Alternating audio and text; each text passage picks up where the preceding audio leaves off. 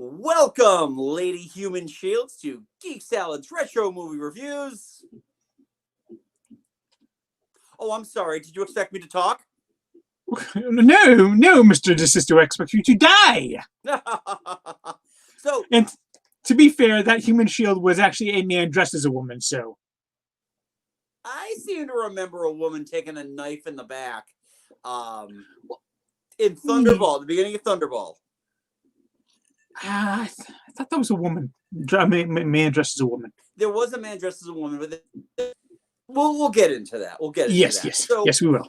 We're a couple weeks behind this, and a lot of it had to do with various things that we were discussing before with, we wanted to have a little bit of levity. We were going to do this one like 2 weeks ago, and then we just needed some levity after the election, so we decided to do our Looney Tunes thing. Last week, we just got tied up in other stuff. So this week, we are finally going to pay tribute to Mr. Sean Connery. I have actually got a glass of whiskey.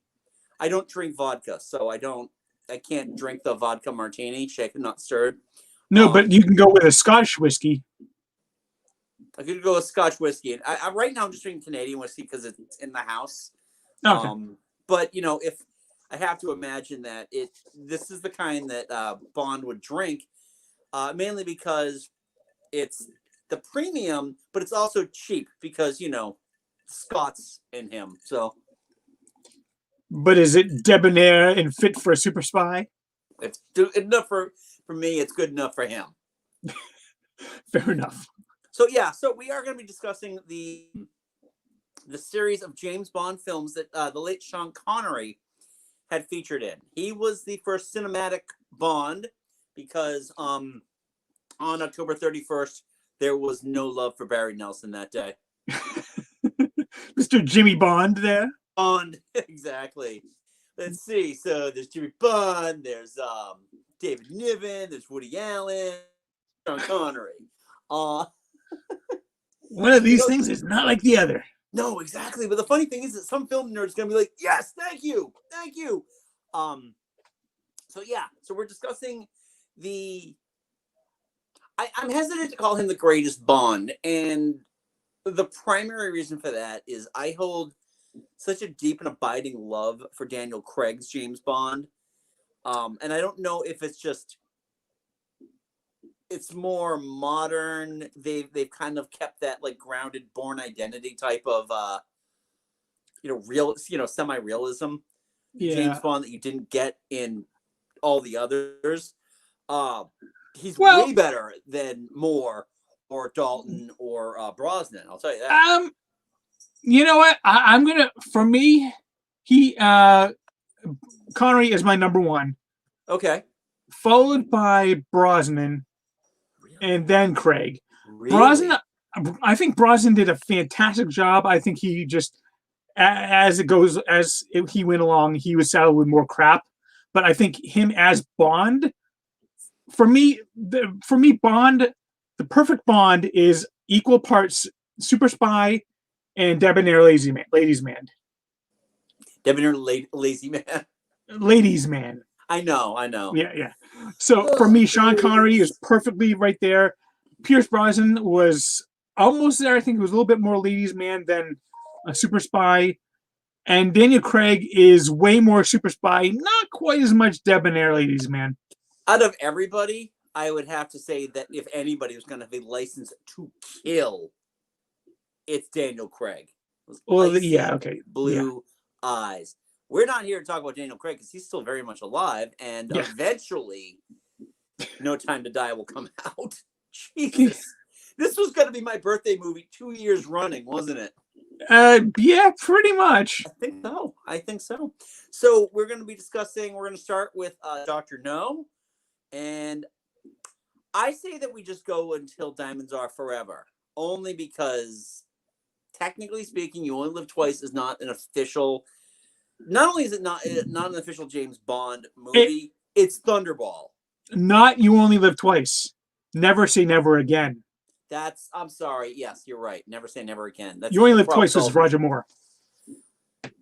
I think. No, actually, we're going to be talking about You Only Live Twice because it's one of the most racist aggressions ever in a Bond movie. Oh, yeah, that one. So let's. I got to pull up my the list here. Yeah, that's fine. That's fine. But let's start with Doctor No, which, strangely enough, I mean, I understand that they're really getting to the just that they're starting this major character arc franchise back before there were movie franchises. And I've honestly never read any of the Ian Fleming books, but I would imagine that if any of them were almost a page for page representation of an Ian Fleming novel, it's this one. I think I did read this one at one point or another. I don't really remember it because Ian Fleming's writing is it's bad. Yeah, it's not great. No. But I do remember this one being very similar to the movie. Yeah. Yeah, it's a very James Bond, and it really only feels like a James Bond movie at the very end of the movie. Yeah, I mean, this was James Bond without any gadgets. I mean, this is basically just him on his own against Dr. No. Right, exactly. And almost every single one of like the big Bond villain, super villain reveals are all at the end. It's not like, as you go through the movies where, like there's always like, the villain's motivation pretty early on. I mean, you can just like, I always point to Moonraker as being the one where the villain pretty much tells Bond and then fails in killing him 18 times throughout the course of a 2.5-hour movie. It's because he didn't have sharks with freaking lasers on his head. No, exactly. Plus, also, Michael Lonsdale, the Drax in Moonraker, essentially is just like regular-sized Peter Dinklage. Yeah, but without a fraction of the talent. Oh God. Hey, I'm gonna play piano, Mr. Bond. Will I tell you my evil plan? Yeah, Dr. No, to me, what stood out to me about watching Dr. No is how terribly this movie is held up. Just in terms of, it's got its place in history. It's a trivia question. What's the first movie that Sean Connery played James Bond in? Dr. No. There we go. I won 5 points. It's okay. I don't think it's anyone's favorite James Bond movie. Oh God, no. I mean, realistically speaking, the next two are the favorites. I feel like Dr. No is a good place to start. Yeah. I feel like, at least for first-time Bond viewers, it's essential viewing. Yeah. But only if you're watching these in full chronological order, chronological by release. Yeah. It's not like it really matters because they almost never tie into each other. Almost never. But I just kind of feel like this one is just a lot of it's aged terribly. The back, it's just the rear projection on almost any time they're in a vehicle.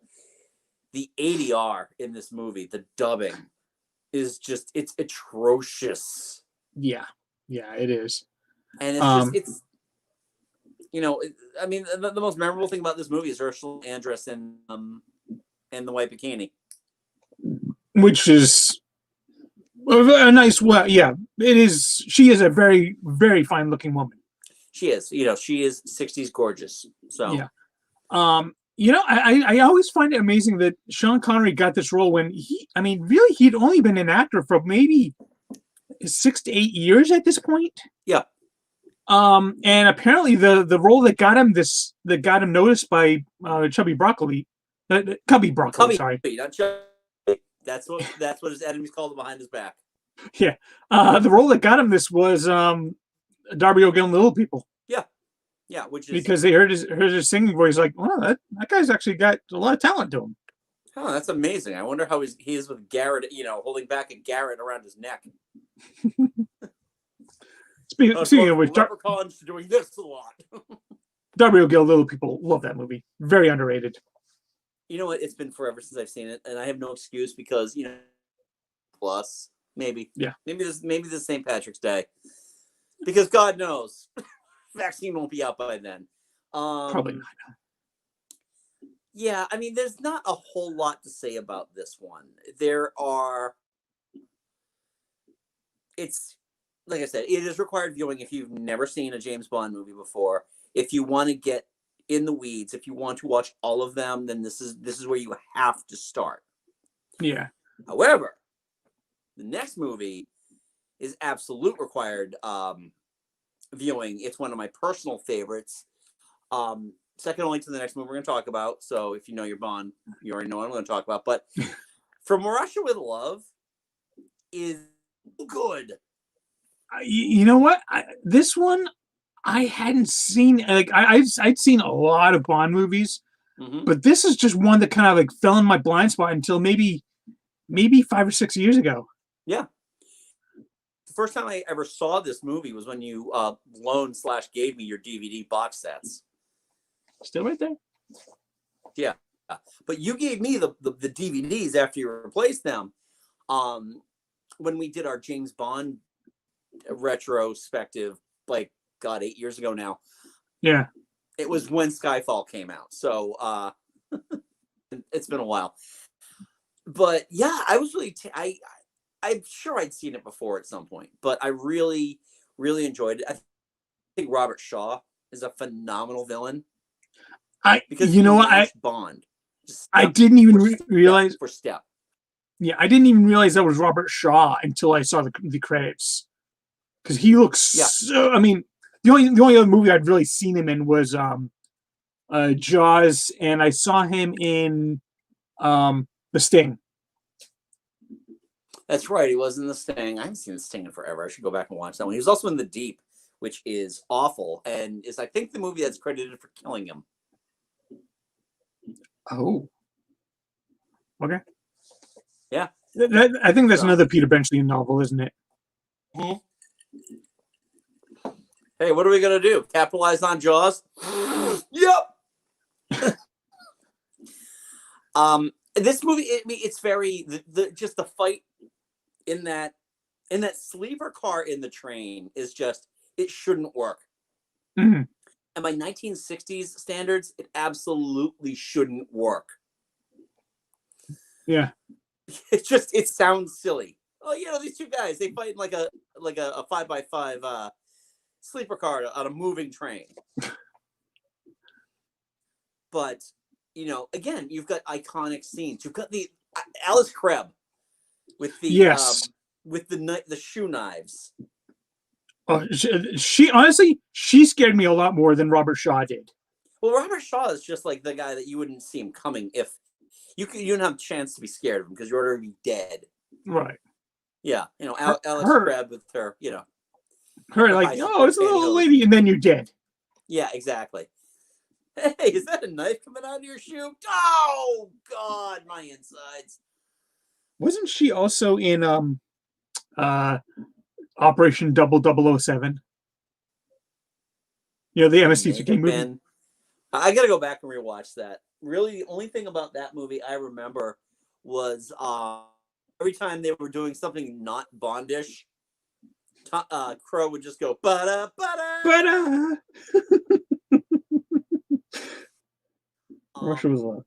I got to look that up now. Yeah, okay. It really, truly is. I mean, again, I honestly feel you might be able to skip Dr. No and move right on to From Russia with Love if you're looking to get started on the good Bond. I feel that From Russia with Love is essential James Bond. It introduced the gadgets. They haven't gotten silly yet. We wouldn't jump that shark. Well, realistically, we wouldn't jump that shark until Die Another Day. Invisible car.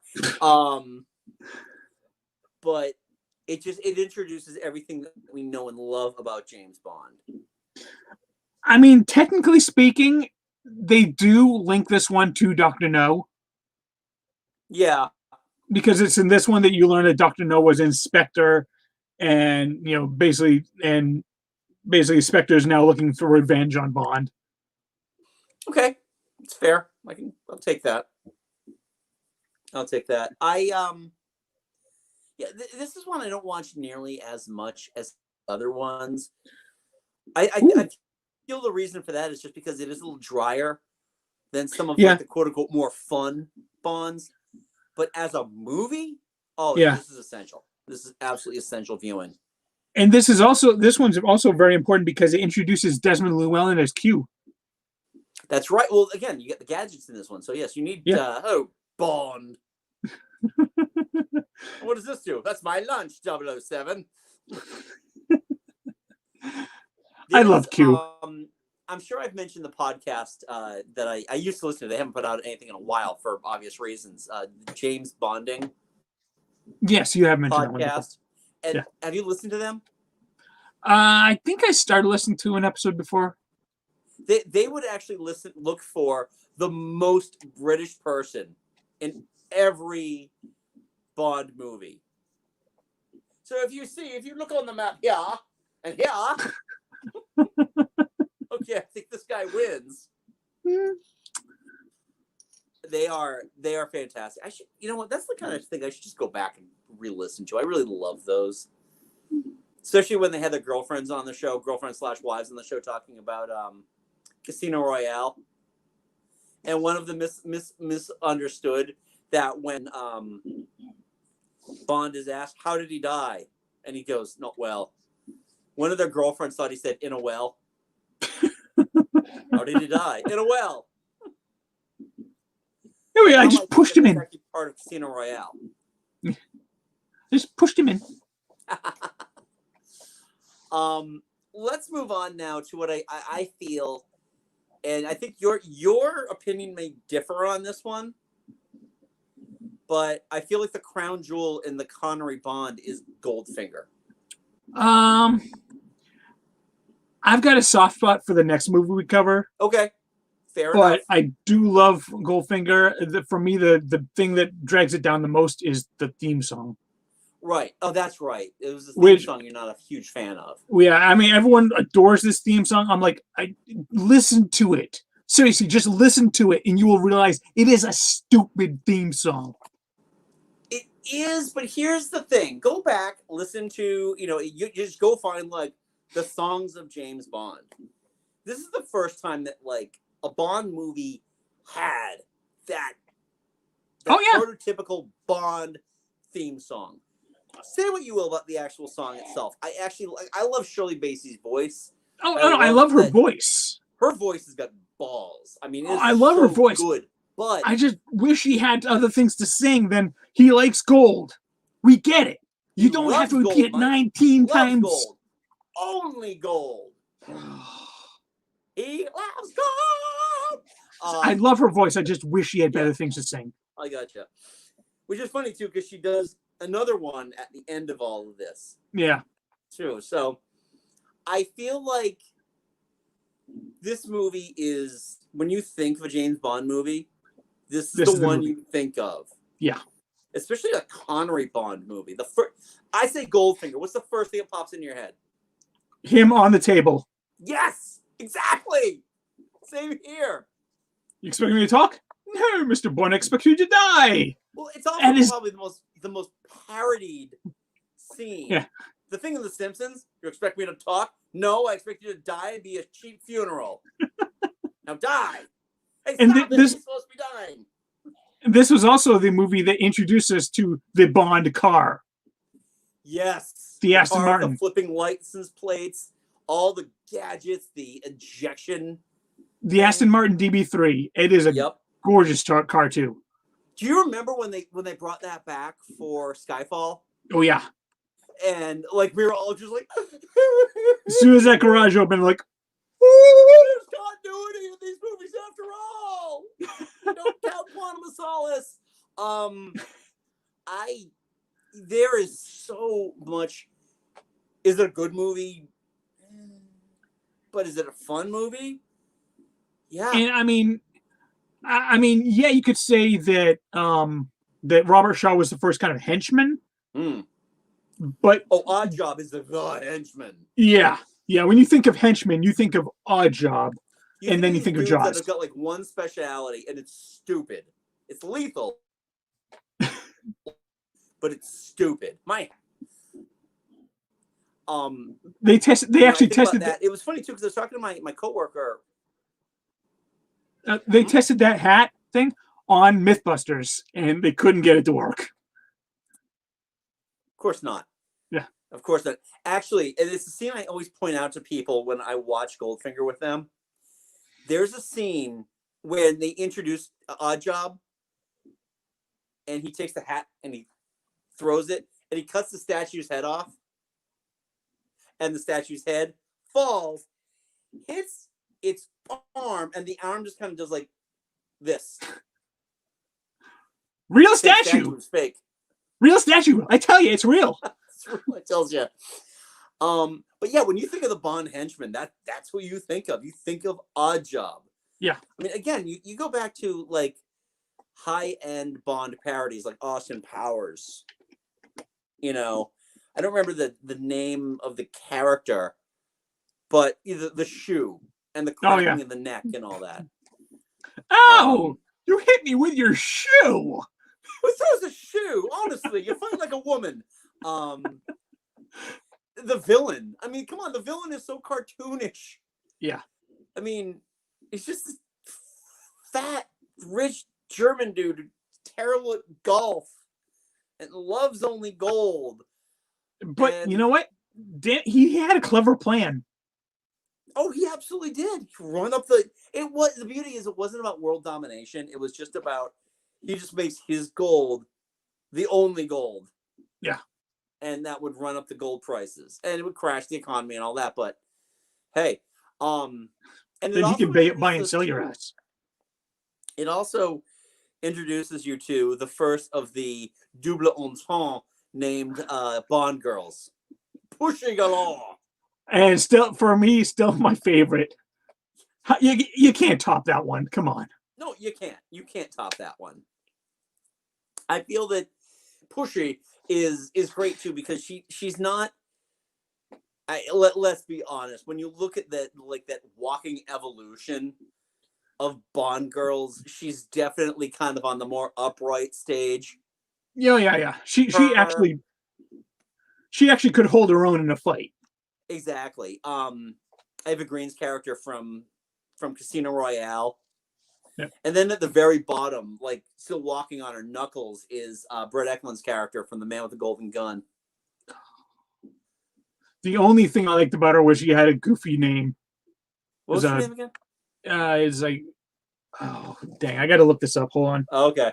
Keep talking. I'll look it up. All right. Yeah. No, and I'll admit too, I have a stupid soft spot for The Man with the Golden Gun. It may honestly be my favorite Roger Moore Bond movie for no reason whatsoever. It's so stupid. I don't think you're wrong. That's a sad thing. Well, yeah, I really love it. I know it's considered one of the worst, and I love everything about it. But we should honestly somewhat do a Roger Moore thing because we're only like 5 years behind when he died. Yeah. But yeah, no, I feel like Goldfinger just has it all in terms of when you talk about James Bond, this is essential, and that's really how you're ranking these. Is this essential viewing for a Bond movie? Absolutely. Do you need to introduce people? You could again introduce people to this movie first. I'm fairly certain this may have been the first James Bond movie I ever saw. I don't think it. I think it might have been my first one as well. I don't doubt that it is. Yes. Mary Goodnight. Not as stupid as Holly Goodhead. Yeah, that one's much worse. That would, yeah, exactly. No, the dumbest one is probably Christmas Jones. Christmas Jones, which is a name given only to throw one terrible joke at the end of the movie. Yeah. So so Goldfinger, let's put that in the essential viewing. Yeah. Brings us to and by the way, the other thing with that too, the Golden Woman. Yes. I'm gonna look that up. You want to talk about that because that's iconic cinema. Yes. I mean, he just comes back to he kind of cons Goldfinger into losing at cards because he was trying to cheat, and then and as a revenge for that, he just takes the girl and paints her gold, kills her. Yes, Jill Masterson, and that is a it's iconic Hollywood. It really is. I remember even before I'd seen a James Bond movie, my grandmother had like this book, this Life magazine book, and it really covered a lot of stuff from the 60s. So there's a lot of stuff on Marilyn Monroe and the Kennedys, and right there, laid out, Jill Masterson on her stomach, painted gold. And I had no idea what I was looking at, but 35, 40 years later, all of a sudden it's like, oh yeah. That image sticks in your head. It does, absolutely. So yeah, and I'm willing to forgive the fact that he hates on the Beatles. It's kind of like listening to the Beatles without earmuffs. Oh yeah, I forgot that line. He says that to Jill before he's knocked out and then she's painted gold and killed. Oh. Yeah, exactly. I'm fine with that. I don't know who that joke was written for, but it's for the dads in the audience in 1964. It would have to be. Yeah. And the weird thing is also we're really not talking that much about Connery when we're talking about these things. But is it me, or does he feel like he's gotten comfortable in the role? Yeah, I would say this one probably most of all is the first one where he really feels like Bond. The growing pains are over at this point. Yeah. Whereas he was just kind of like a spy in Dr. No, and he's just kind of getting the Bond essence in From Russia with Love. This is him. Again, I would say in terms of Bond, this is Connery at his peak. It really is, because you can tell when we get into the next one, Thunderball, there's a little bit of fatigue. It's not nearly as bad as when he does the next two. So let's talk a little bit about Thunderball. This is your favorite Connery, right? Yeah, I think I might have seen this one before Goldfinger, actually. Okay. Because I remember distinctly seeing the sharks. That imagery just kind of sticks in my mind a lot. Yeah. There was a point. This is one of these movies that I went back and watched it when we did our massive rewatch in 2012. And I remember really loving this movie to the point where, all right, I'm going to take my drink now because it's a Suncoast story.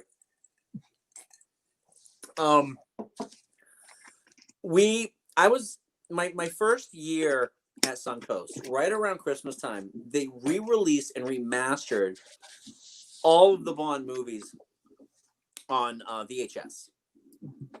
They gave them new artwork. And it was a huge deal. What they were doing is they were releasing them in spurts. So you get a couple at a time.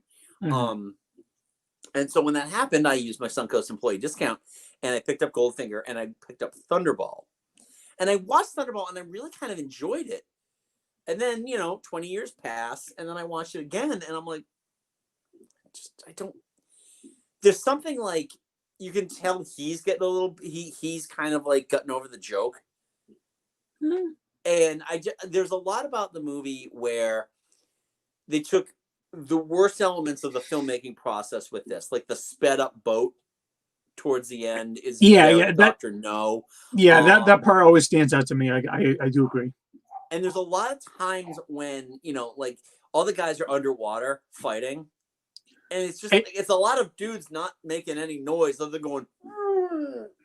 Yeah, that part I always find it hard to figure out. Like, so is that did a good guy just get killed or a bad guy? They don't differentiate the two very well. And they're copiously loaded with harpoons, apparently, because they're just shooting dudes left and right with harpoons. Yeah. It's like, did you go up to the body and take the harpoon back and reload it? Sure, yeah, why not? That's not how harpoons work. Usually harpoon guns have a tether on them because you're just pulling it back in. We learned nothing from Jaws, apparently. Hey, they're super spies. They have reloadable ones.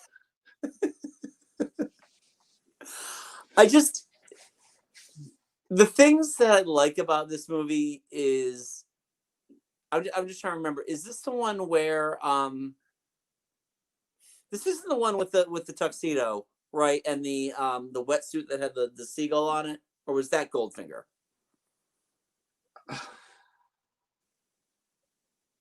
Yeah. I don't remember. Okay. The only time I remember that one is from the Bond versus Austin Powers epic rap battle of history. Oh God. Well, it was also joked on True Lies as well. Yeah. But this one was also the one with Honey Rider. yeah, and okay, Honey Rider. I liked her. I liked her her character arc in that one. Okay. Yeah, I mean, there's enough to like about this one. This is certainly not as bad or, as we get to them, offensive as some of the other ones. But when you look on it, I think that absolutely chronological viewing, you need to watch it. If you have a certain number of Bond movies that you have to watch, put it in there. But I just feel like coming off of Goldfinger and coming a year after Goldfinger. Sorry, I was wrong. This isn't the one with Honey Rider. Ah. This one, the Bond girl is Domino. Okay. Played by Claudine Auger. Okay. It's also the one with Emilio Largo as the villain, because that's a trope that became that gained life. The villain with the eye patch. No, he didn't have an eye patch. He did not have an eye patch. Largo had an eye patch. Emilio Largo. You're right. Yeah, actually, all right. I just pulled up a picture. Yeah. I was thinking of. I really remember that isn't so much because of this movie. The 1985 season of Saturday Night Live, which is widely considered to be one of the worst seasons in Saturday Night Live history, had one of their few recurring characters, the Pat Stevens Show, which was played by Nora Dunn. She had 3 Bond villains on there. One of them was Emilio Largo, played by Randy Quaid, who was a cast member. So I think I was getting an alternate universe. This actually happened in 1985. I think I was getting mixed up because the guy who plays Emilio Largo also played the villain in Operation 0007. That's right, he did. He did not have an eye patch in that one, I believe. All right. Now I got to go back and watch that one. Was this also the first one with Felix Leiter? I think it might have been. Wikipedia ahoy! Yeah, well, that's where I am. Yeah, it's just now. Let's talk about this only because I think it's the only time it really needs to come into conversation. Is Never Say Never Again is essentially a remake, an updated remake of Thunderball. It was the only movie that the screenwriter had retained somewhat of the rights to. So when it looked like Roger Moore's Bond was kind of flailing, they brought Connery back in to do this. But he wasn't allowed to write a brand new Bond story. He could only keep the one that he had any rights to, which was Thunderball. A much, much older Sean Connery with a much, much younger Kim Basinger. Yes, exactly. And that toupee is just like, I don't want to say it's magnificent, but it's magnificent in the way he thought it would fool people. Now, you want a magnificent Connery toupee, you look at Hunt for October. Oh, that's not a toupee. That is a wig. That is actual costume wig. That isn't just, oh, no, they can never know I'm bald. And it is a magnificent one, too. It is. He looks fantastic it's in that great hair. But that's powerful Hunt for October hair. That's powerful Russian sub commander hair. Yeah. I mean, at least he just had the good grace to be bald in Last Crusade. Yeah. So, all right. So let's move on now to where it really starts to come apart. You Only Live Twice, written by Roald Dahl. Because Roald Dahl has never written anything racist. No, not at all. It's interesting because Roald Dahl and Ian Fleming had a really good relationship. I don't know if it had anything to do with the misogyny or the crankiness of either of them. Maybe. But what? Maybe. But You Only Live Twice is just. I'm trying to find the best word to use that isn't like really accusatory, but the Asian just everything about this movie cannot fly today. The Asianification of Sean Connery. Yes, exactly. So what do? Well, you know what we're gonna do? We're just gonna give him a little mascara on the tips. Give him a little winged the eyelids there. Yeah, he totally passes now. It's like that scene in Team America where they tried to make Gary look like it was Middle Eastern, and they go through all this stuff and essentially just like splotches of brown all over his face, and they literally wrapped a towel around his head. I will say the best thing about this movie, Donald Pleasence's Blofeld. Yes. When you think of Blofeld, you think of Donald Pleasance. This is the first true time you see Blofeld. Yeah, you see like just he's the hand behind the chair. Yeah, you see like him petting the cat in like behind the screen in Thunderball, but yeah, this is the first time you see him. Yeah, exactly. And whenever I think of Blofeld, Donald Pleasance is the one I think of because he looks perfect.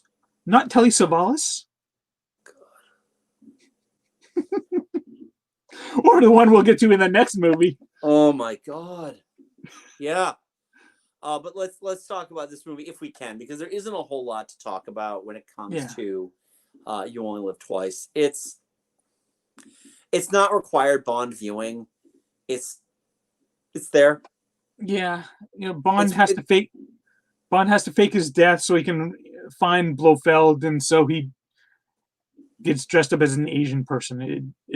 It's really racist. It is incredibly racist. It's very problematic.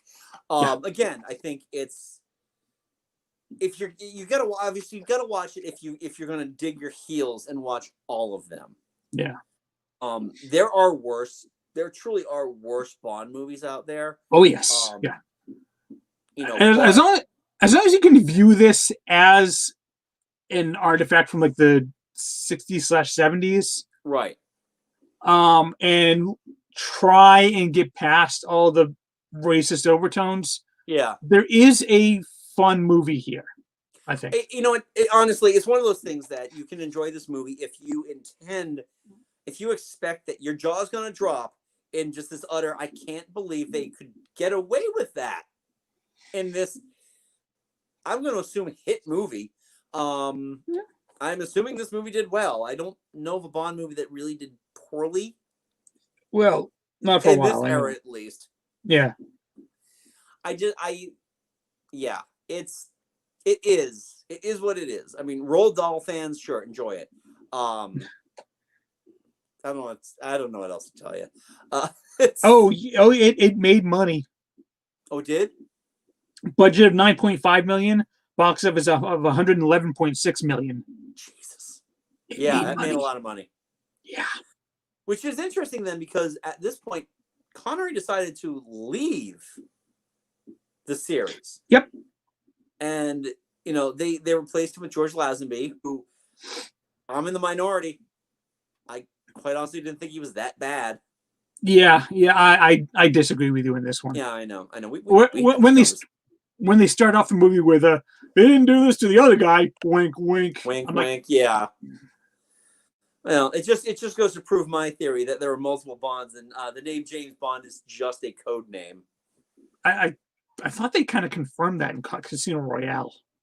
They didn't actually. Well, to a sense, they kind of did. I think maybe they did, but the thing is that they all have the same backstory. Yeah, which again could be a cover. Sorry, that's okay. Dad talking to your dog? Yeah. Okay, that's fair. That's fair. So anyway, we get Honor Majesty Secret Service, which again, and then Connery comes back, and he Because does one last movie. back up that boatload of money there. Come on, My back bank it up, account back it up. is not forever.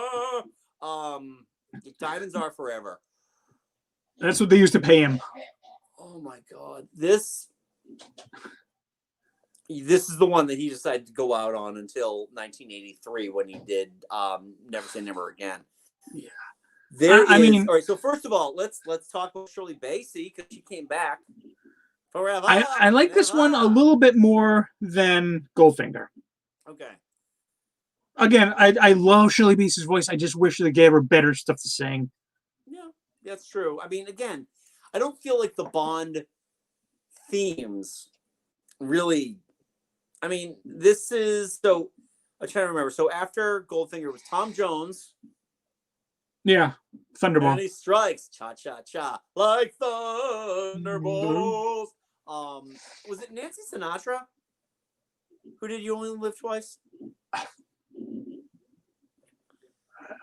That's a good question. I will look that up while you talk about Diamonds Are Forever and Forever. I mean, it's Shirley Bassey singing "Diamonds Are Forever." I mean, you really don't need to know more than that, quite frankly. I want to go into the villain. Go ahead. Yes, I mean, You Only Live Twice was Nancy Sinatra. Nice.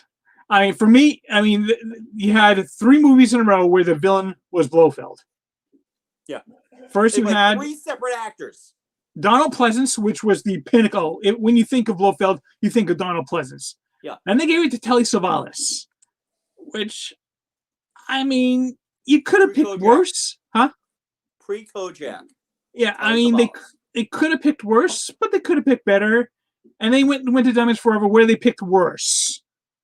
Yeah. And they got Charles Gray. What the hell were they thinking? You know what? The thing I don't get about that is that they've established how Blofeld looks. And then they go through this long, convoluted story that he doesn't always look like that he's got hair and he's had plastic surgeries and such. Yeah. So I don't get it. I don't. This movie is ridiculous on so many. Well, first of all, it takes place in America. Yeah. Las Vegas. Oh, good Lord. I got to look up the cast. Can you look up the cast here and tell me who the Bond girl was in this? Because I honestly, I've seen this movie. Deaths are not enough for. Yeah, I've seen this movie like once, and for me, it was kind of enough. Oh, this one did have Mr. Winton, Mr. Kidd. We're going to get into them. Okay. Yeah, Jill St. John. Yes, as Tiffany Case. You know, because you can tell that this movie was made and produced with British money. Mm-hmm. Because no American, with the exception of Felix Leiter, ever comes out looking good in these movies. At all. Every single American, and I'm going to put the pin in this one as your starting point. Tiffany Case is the start of the James Bond trope of the ugly American. They're loud, they're obnoxious, they might seem like they know what they're doing, but they're really just going to get in a whole lot of trouble. Yeah. This is also the movie where Sean Connery drives a moon vehicle. Oh yeah. Remember that? The whole like. No, I'm trying to remember. Was that just like a simulation thing, and they weren't just trying to insist that the moon landing was faked?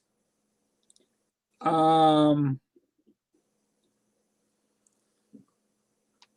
don't. I honestly, there's very little about this movie I remember. Yeah, I just remember the Circus Casino and Charles Gray and Mr. Winton, Mr. Kidd. Yeah, Mr. Winton, Mr. Kidd. The first time that you get, in this movie, it is implied homosexuality. Yeah. It's implied in a heavy case that yes, they are in fact gay. Oh yeah, they are. Yeah. the looks, the way that they talk to each other is how I would assume a screenwriter would think in the early 70s, how gay people talk to each other. The fact that one of them had a bomb shoved up his ass and he actually looked like he was enjoying it. Touche, sir. Touche. One of those guys, I think, is Crispin Glover's father. I mean, yeah, it was Bruce Glover. Bruce Glover, yes. Oh yeah, he's father of actor Crispin Glover. Yep. Oh yeah, I can kind of see it too. Yeah. It's just, this movie is just, it's all over the place, and it's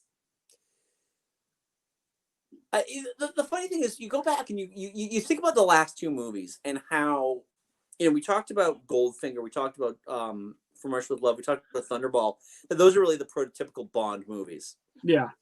These are the prototypical Bond movies where everybody's tired with the concept and they just want to move on. The sad thing is, the feel of this feels like it's become almost a parody of itself. Yeah. And the sad thing is they kind of continue that with Roger Moore. The thing with Roger Moore is they kind of let him take the reins, I think, more than Connery had. Connery had probably had a lot more say towards the end, but at that point he gave less of a shit about it. Whereas they let Roger Moore. Like, Roger Moore was not a vodka drinker, so he would drink bourbon. That was Bond's choice, pretty much throughout the run of his movies. Yeah. But in fairness to Connery, we just talked about 6 movies. Yeah. 3 of them are really good. Within the range of good. One in the middle, which is just kind of it's landmark essential viewing. You have to watch it, Dr. No. Right. And then you got 2 bad ones. So, I mean, I think the track record for Connery still stands as one of the better Bonds. I mean, for the ones that have in excess of 4 movies. Yeah. Because I mean, Roger Moore. For me, Roger Moore, there's like 2 that are enjoyable. The rest are hard to enjoy. They're hard. They are hard to enjoy. They're probably more laughable. Yeah. I mean, not like I don't want to get too much off on a tangent, like we ever not do that. But I mean, when you think about it, like I enjoy Man with the Golden Gun. As goofy as it is, yes, I agree. I like it a lot. I really like For Your Eyes Only. I think out of all the Roger Moore movies, that's the best out of all of them. That's the one I was trying to think of the name earlier. Yeah, I agree. Everything else ranges between insufferable. Actually, no. The Spy Who Loved Me is actually pretty good. Even though, again, it's a remake of Thunderball. I'm No, it's not a remake of Thunderball. Moonraker is a remake of The Spy Who Loved Me. That was it. Okay. Yeah. So you've got stuff like Moonraker, which is ridiculous. A View to a Kill, which is just like, really, dude? Really? I'm trying to remember which is the one of the more that I actually enjoyed. It wasn't. Yeah. I want to say it was. Yeah. I think it was A View to a Kill. View to a Kill was the Golden Gate Bridge, the Golden State Bridge. Christopher Walken is the bad guy. Oh. No, it was. I think it was For Your Eyes Only. Yeah, For Your Eyes Only is one that takes place on the Greek islands. Julian Glover is the villain. Yes, yeah, I think that's the one that I actually enjoyed because it felt like they were actually treating it seriously. Yeah, Octopussy is silly. Octopussy is ridiculously silly. Yeah, View to a Kill is silly. Even Man with the Golden Gun, but again, there's some inherent charm about Man with the Golden Gun I really like. Yeah. But Live and Let Die. Sum it up, and I'm looking for a white pimp mobile. Yeah, so The Spy Who Loved Me is actually really good. Moonraker is terrible. Yes, Moonraker is awful. you get to the 4+. The only other one is there's Pierce Brosnan, who had one really good one. You know what? I'm GoldenEye, and I really kind of feel like Tomorrow Never Dies is actually pretty good. Tomorrow Never Dies is all right. Garbage. Everything else. GoldenEye was actually the very first Bond movie I ever saw in theaters. And the first one I saw in theaters was View to a Kill. And I know it may sound sacrilegious, but for me, GoldenEye is actually my favorite Bond movie. It's fair. My favorite Bond movie is Casino Royale. Fair. Yeah.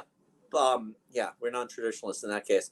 Yeah. I just but with Brosnan, he had 2 out of 5, and 2 of them are excellent to really good to awful. Like, just the diagram, it is a 90-degree drop. Yeah. And then with Craig, he's got 4 movies. He's had 4 movies released with the 5th one coming out. Yeah. I think that the output quality-wise has been better. Casino Royale is upper echelon Bond. It's essential viewing if you're just watching the essentials. Yes. Quantum of Solace is dull.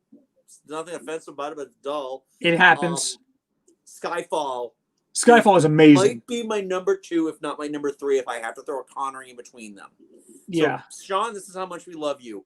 I actually might be willing to make an exception here. Skyfall should have been nominated for Best Picture. Yeah.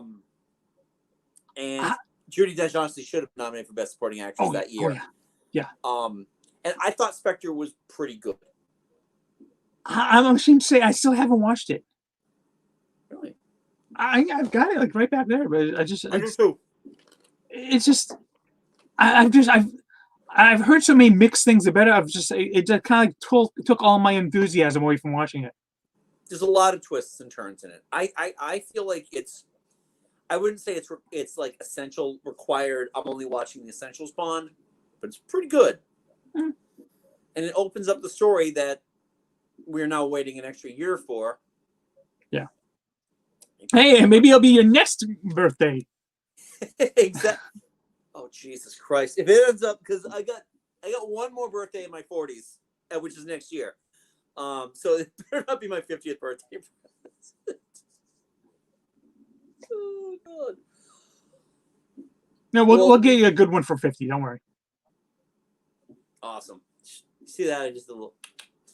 No, I expect that we're going away on my 50th. I don't care what we do, but we'll all be vaccinated. I don't care if it's a weekend trip. We're doing something. Nice.